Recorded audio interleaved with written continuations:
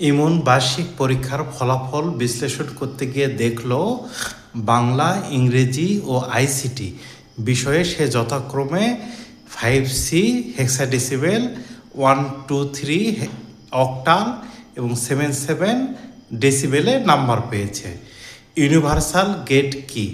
যে সকল গেটের বা সার্কিটের সাহায্যে মৌলিক গেট সহ অন্যান্য সকল প্রকার গেট তৈরি করা বা বাস্তবায়ন করা যায়, সেই সমস্ত গেটকে বা সার্কিটকে সার্বজনীন বা ইউনিভার্সাল গেট বলে। ইউনিভার্সাল গেট হলো নর গেট, ড্যান গেট।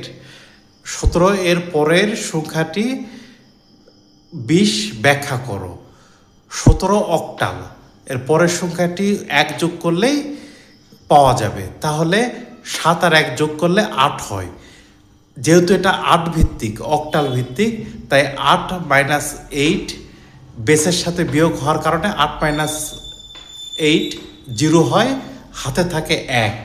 এই 1 আর 1 যোগ করলে হয় 2, 20। এটা হলো নৈবেত্তিক আসলে এভাবে করতে হবে। আর যদি লিখিত আসে তখন 17 এর পরের সংখ্যা হবে 20।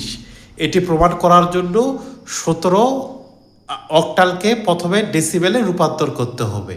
তাহলে ডেসিবেল করার নিয়ম হলো 1 গুণুন এই বেসের, যেহেতু 2 ঘর, 81 প্লাস 7 গুণুন 80। তাহলে 81 মানে 8 হচ্ছে, 1 আর 8 গুণ করলে 8 হচ্ছে, তাহলে 7 আর 1 গুণ করলে হচ্ছে 7, তাহলে 15 হচ্ছে ডেসিবেলে।